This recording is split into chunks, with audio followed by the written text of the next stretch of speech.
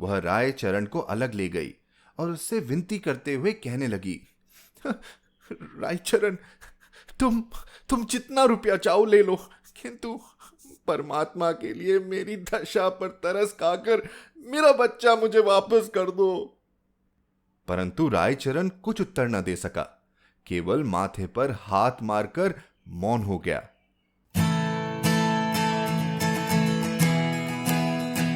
आप सुन रहे हैं कहानी जानी अनजानी पीयूष अग्रवाल के साथ। चलिए आज की कहानी का सफर शुरू करते हैं।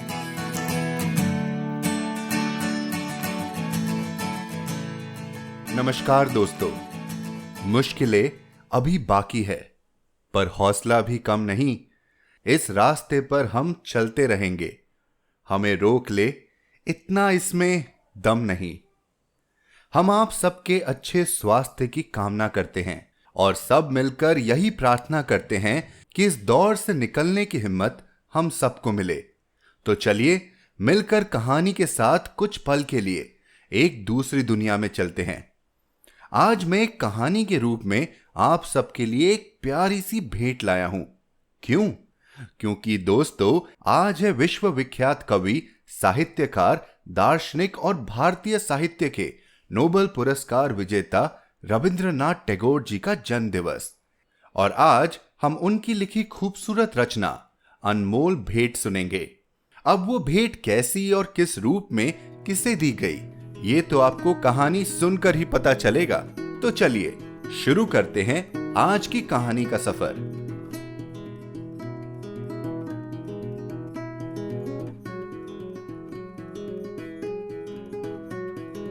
अनमोल भेंट, रविंद्रनाथ टैगोर। रायचरण 12 वर्ष की आयु से अपने मालिक का बच्चा खिलाने पर नौकर हुआ था। उसके पश्चात काफी समय बीत गया। नन्हा बच्चा रायचरण की गोद से निकलकर स्कूल में प्रविष्ट हुआ। स्कूल से कॉलेज में पहुंचा, फिर एक सरकारी स्थान पर लग गया। किंतु रायचरण अब भी बच्चा खिलाता था। यह बच्चा उसकी गोद के पाले हुए अनुकूल बाबू का पुत्र था। बच्चा घुटनों के बल चलकर बाहर निकल जाता। जब रायचरण दौड़कर उसको पकड़ता तो वह रोता और अपने नन्हे नन्हे हाथों से रायचरण को मारता। रायचरण हंसकर कहता, हमारा भैया भी बड़ा होकर जज साहब बनेगा। जब वह रायचरण को चन्ना कहकर पुकारता तो उसका हृदय बहुत हर्षित होता। वह दोनों हाथ पृथ्वी पर टेक कर घोड़ा बनता और बच्चा उसकी पीठ पर सवार हो जाता। इन्हीं दिनों अनुकूल बाबू की बदली परिया नदी के किनारे एक जिले में हो गई। नए स्थान की ओर जाते हुए कलकत्ता से उन्होंने अपने बच्चे के लिए मूल्यवान आभूषण और कपड़ों के अतिरिक्त एक छोटी सी सुंदर गाड़ी भी खरीदी। वर्षा ऋतु थी। कई दिनों से मूसलाधार वर्षा हो रही थी। ईश्वर ईश्वर करते हुए बादल फटे। संध्या का समय था।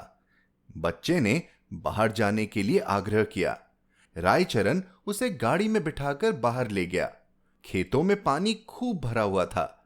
बच्चे ने फूलों का गुच्छा देखकर जिद की। रायचरण ने उसे बहलाना चाहा, किंतु वह न माना।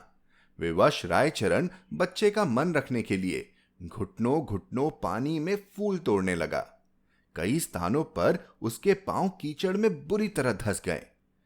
बच्चा तनिक देर तक मौन गाड़ी में बैठा रहा, फिर उसका ध्यान लहराती हुई नदी की ओर गया। वह चुपके से गाड़ी से उतरा। पास ही एक लकड़ी पड़ी थी, उठा ली और भयानक नदी के तट पर पहुंचकर उसकी लहरों से खेलने लगा। नदी के शोर में ऐसा मालूम होता था कि नदी की चंचल और मुंहजोर जल परियां सुंदर बच्चे को अपने साथ खेलने के लिए बुला रही हैं।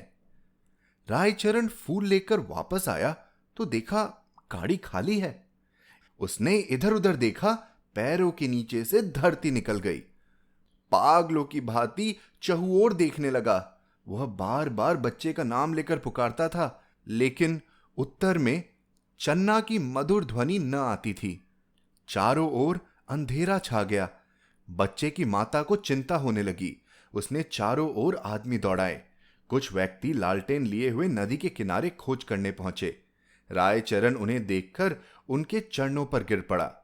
उन्होंने उससे प्रश्न करने आरंभ किए, किंतु वह प्रत्येक प्रश्न के उत्तर में यही कहता, मुझे मुझे कुछ मालूम नहीं। यद्यपि प्रत्येक व्यक्ति की यह सम्मति थी कि छोटे बच्चे को परिया नदी ने अपने आंचल में छिपा लिया है, किंतु फिर भी हृदय में विभिन्न प्रकार की शंकाएं उत्पन्न हो रही थी। एक यह कि उसी संध्या को निर्वासियों का एक समूह नगर से गया था और मां को संदेह था कि रायचरण ने कहीं बच्चे को निर्वासित के हाथों न बेच दिया हो। वह रायचरण को अलग ले गई और उससे विनती करते हुए कहने लगी, रायचरण, तुम जितना रुपया चाहो ले लो, किंतु परमात्मा के लिए मेरी दशा पर तरस खाकर मेरा बच्चा मुझे वापस कर दो। परंतु रायचरण कुछ उत्तर न दे सका, केवल माथे पर हाथ मारकर मौन हो गया। स्वामिनी ने क्रोध और आदेश की दशा में उसको घर से बाहर निकाल दिया। अनुकूल बाबू ने पत्नी को बहुत समझाया, किंतु माता के हृदय से शंकाएं दूर न हुई। वह बराबर यही कहती रही कि मेरा बच्चा सोने के आभूषण पहने हुए था, अवश्य इसने। रायचरण अपने गांव वापस चला गया। उसे कोई संतान न थी और न ही संतान होने की कोई संभावना थी, किंतु साल की समाप्ति पर उसके घर पुत्र ने जन्म लिया, परंतु पत्नी सूतिका गृह में ही मर गई। घर में एक विधवा बहन थी, उसने बच्चे के पालन पोषण का भार अपने ऊपर लिया। जब बच्चा घुटनों के बल चलने लगा, वह घर वालों की नजर बचाकर बाहर निकल जाता। रायचरण जब उसे दौड़कर पकड़ता तो वह चंचलता से उसे मारता। उस समय रायचरण के नेत्रों के सामने अपने उस नन्हे मालिक की सूरत फिर जाती, जो परिया नदी की लहरों में लुप्त हो गया था। बच्चे की जबान खुली तो वह बाप को बाबा और बुआ को मामा इस ढंग से कहता था जिस ढंग से रायचरण का नन्हा मालिक बोलता था।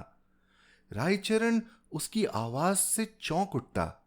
उसे पूर्ण विश्वास था कि उसके मालिक ने उसके घर में जन्म लिया है। इस विचार को निर्धारित करने के लिए उसके पास 3 प्रमाण थे। एक तो यह कि वह नन्हे मालिक की मृत्यु के थोड़े ही समय पश्चात उत्पन्न हुआ। दूसरे यह कि उसकी पत्नी वृद्ध हो गई थी और संतान उत्पत्ति की कोई आशा न थी। तीसरे यह कि बच्चे के बोलने का ढंग और उसकी संपूर्ण भाव भंगिमाएं नन्हे मालिक से मिलती जुलती थी। वह हर समय बच्चे की देखभाल में संलग्न रहता। उसे भय था कि उसका नन्हा मालिक फिर कहीं गायब न हो जाए। वह बच्चे के लिए एक गाड़ी लाया और अपनी पत्नी के आभूषण बेचकर बच्चे के लिए आभूषण बनवा दिए। वह उसे गाड़ी में बिठाकर प्रतिदिन वायु सेवन के लिए बाहर ले जाता था। धीरे धीरे दिन बीतते गए और बच्चा सयाना हो गया, परंतु इस लाड़ चाव में वह बहुत बिगड़ गया था। किसी से सीधे मुंह बात ना करता।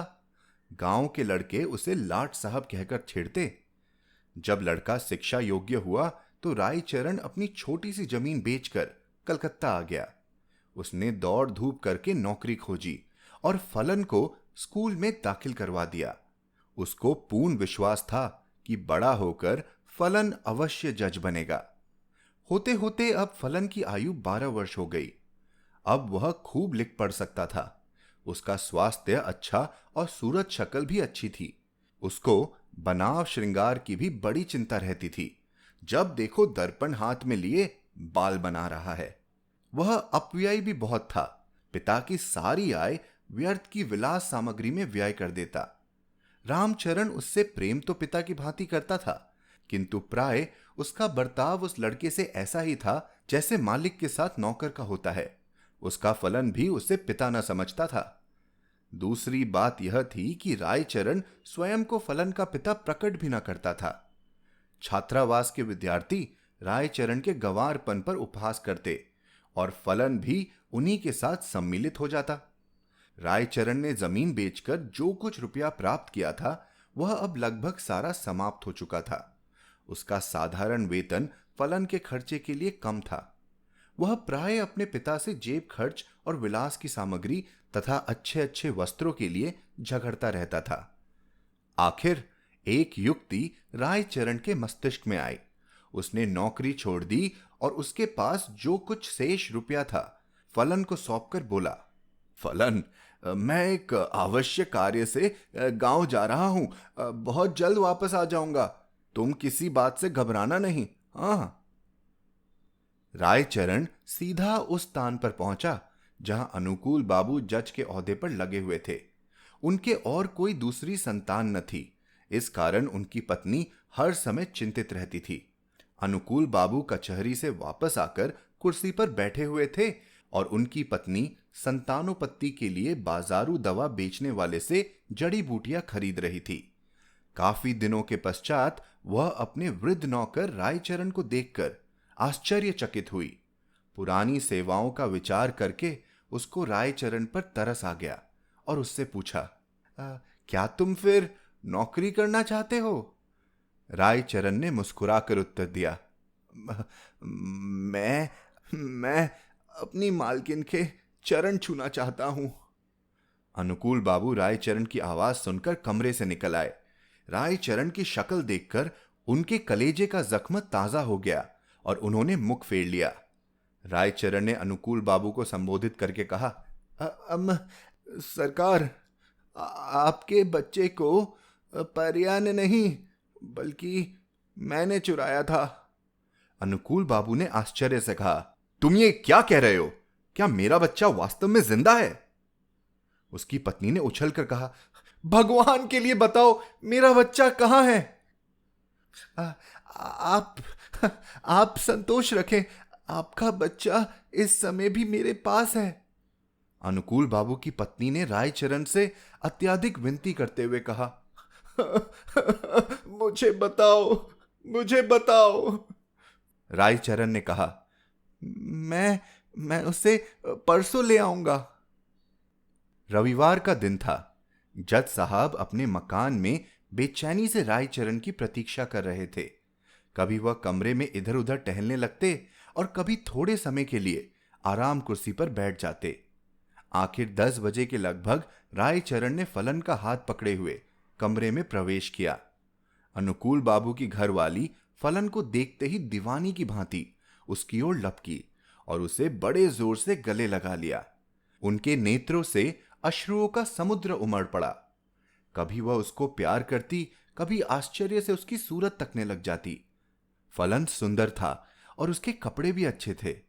अनुकूल बाबू के हृदय में भी पुत्र प्रेम का आवेश उत्पन्न हुआ, किंतु जरा सी देर के बाद उनके पुत्र प्रेम का स्थान कानून भावना ने ले लिया और उन्होंने रायचरण से पूछा, भला इसका प्रमाण क्या है कि यह बच्चा मेरा है? रायचरण ने उत्तर दिया, इसका उत्तर मैं क्या दूं सरकार? इस बात का ज्ञान तो परमात्मा के सिवाय और किसी को नहीं हो सकता कि मैंने ही आपका बच्चा चुराया था। जब अनुकूल बाबू ने देखा कि उनकी पत्नी फलन को कलेजे से लगाए हुए है, तो प्रमाण मांगना व्यर्थ है। इसके अतिरिक्त उन्हें ध्यान आया कि इस गंवार को ऐसा सुंदर बच्चा कहां मिल सकता था और झूठ बोलने से क्या लाभ हो सकता है। सहसा उन्हें अपने वृद्ध नौकर की बेदियानी याद आ गई और कानूनी मुद्रा में बोले, रायचरण, अब तुम यहां नहीं रह सकते। रायचरण ने ठंडी उसांस भर के कहा, सरकार, अब मैं कहां जाऊं? बूढ़ा हो गया हूं, अब मुझे कोई नौकर भी नहीं रखेगा। भगवान के लिए अपने द्वार पर पड़ा रहने दीजिए। अनुकूल बाबू की पत्नी बोली, रहने दो, हमारा क्या नुकसान है? हमारा बच्चा भी इसे देखकर प्रसन्न होगा। किंतु अनुकूल बाबू की कानूनी नस भड़की हुई थी। उन्होंने तुरंत उत्तर दिया, नहीं, इसका अपराध बिल्कुल क्षमा नहीं किया जा सकता। रायचरण ने अनुकूल बाबू के पांव पकड़ते हुए कहा, सरकार, मुझे न निकालिए। मैंने आपका बच्चा नहीं चुराया था, बल्कि परमात्मा ने चुराया था। अनुकूल बाबू को गंवार की इस बात पर और भी अधिक क्रोध आ गया। बोले, नहीं, अब मैं तुम पर विश्वास नहीं कर सकता। तुमने मेरे साथ कृतज्ञता की है। रायचरण ने फिर कहा, सरकार, मेरा कुछ अपराध नहीं। अनुकूल बाबू त्योरियों पर बल डालकर कहने लगे, तो फिर किसका अपराध है? मेरे भाग्य का। परंतु शिक्षित व्यक्ति भाग्य का अस्तित्व स्वीकार नहीं कर सकता। फलन को जब मालूम हुआ कि वह वास्तव में एक धनी व्यक्ति का पुत्र है, तो उसे भी रायचरण की इस चेष्टा पर क्रोध आया कि उसने इतने दिन तक क्यों उसे कष्ट में रखा। फिर रायचरण को देखकर उसे दया भी आ गई और उसने अनुकूल बाबू से कहा, पिताजी, इसको क्षमा कर दीजिए। यदि आप इसको अपने साथ नहीं रखना चाहते तो इसकी थोड़ी पेंशन कर दें। इतना सुनने के बाद रायचरण अपने बेटे को अंतिम बार देखकर अनुकूल बाबू की कोठी से निकलकर चुपचाप कहीं चला गया। महीना समाप्त होने पर अनुकूल बाबू ने रायचरण के गांव कुछ रुपया भेजा, किंतु मनी ऑर्डर वापस आ गया, क्योंकि गांव में अब इस नाम का कोई व्यक्ति न था।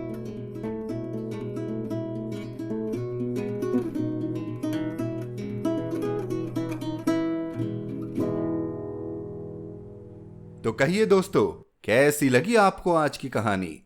इंसानियत या फिर कहिए अपने काम के प्रति रायचरण जी की वफादारी। आपको क्या लगता है, रायचरण द्वारा दी गई वो अनमोल भेंट क्या देना आसान है? आज के समय में जब सब अपना अपना सोचते हैं और एक अपनेपन की तलाश में रहते हैं, ये कहानी हमें क्या सिखाती है? हमें जरूर बताइए hello@piyushagarwal.com पर।